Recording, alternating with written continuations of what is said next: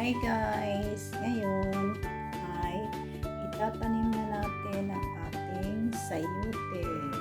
Ayan po ang kanyang itsura. Malaki na siya. Malaki na. Ganyan. Hindi ko alam kung puputulin ko ito. Ginawa ko pong ganyan siya kasi natakot po akong itanim siya basta na ganyan na lang sa pagtatamnan ko kasi baka kakainin na naman nung daga. Kaya itry ko kung sakaling makasurvive siya dito. Ay salamat naman. Pero I'm not sure. I just want to try kasi ang tagal ko nang gustong makapagtanim ng sayote. So, samahan niyo ako. I will give you the update for this. At ito po yung sayote. Anyway, so, ilagay ko po dyan kasi papakainin ng daga. Ayan guys. May tubo na siya. Ganyan siya kalaki yung tubo niya. Pasensya na kayo sa background. Ayan guys. So, let's go. Picturean pa natin. Picture ng sayote. Sana mabuhay ka na. Ilang beses na kasi akong nag-try na magtanim ng sayote pero hindi siya nakakapag-survive guys. I hope this time na makapag-survive na siya. I hope so. Wish me luck guys. Thank you so much. Let's go.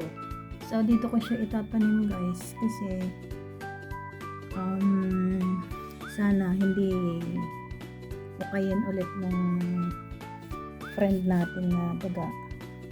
Kasi nag-try akong nagtanim ng gabi doon. Wala, kinain na naman. So, I will try again this time. Keep trying. Sana magsawa din siya na hindi siya kakain dyan. Kasi yung kamote na yan, wala pa kasi yung laman, kaya hindi pa niya ginagalaw. But I hope it will survive this time. Dito po sa balcony yan.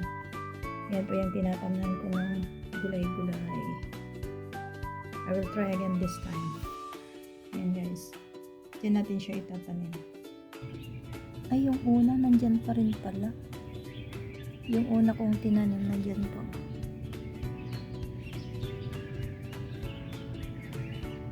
Ang tagal na niyan.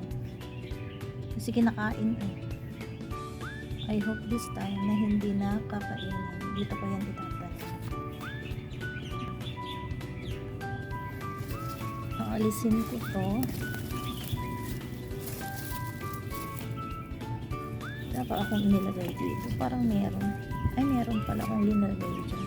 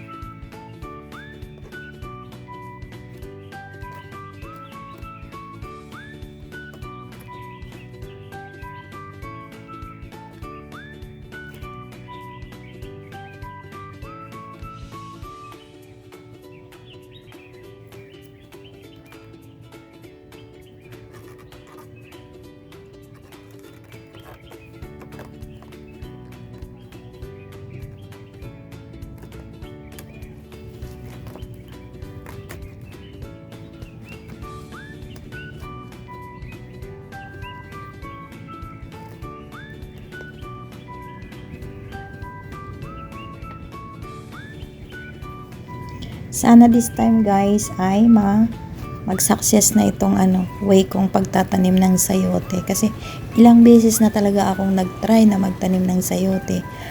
Makakapag naman siya, makakapagdahon pa naman siya, pero di ko lang alam, siguro hindi natatiming sa tamang panahon na pagtanim ng sayote. Pero at this time, nag-try ako ulit kasi di ba parating na yung tag-ulan, kasi sobrang init din dito ditong place na ito pag summer. Kaya nag-try ako ulit at sana hindi kakainin ito nung daga. Kasi lahat ng tinatanim ko dyan, kinakain niya. Nagtanim naman ako dyan ng gabi nung nakaraan. Hindi pa naman niya nakain lahat. I hope na hindi niya kakainin ulit yan. Kasi, di ba, I will try. Kasi gustong gusto ko talagang makita kung paano siya So, i-update ko na lang kayo guys pag ito ay maging okay.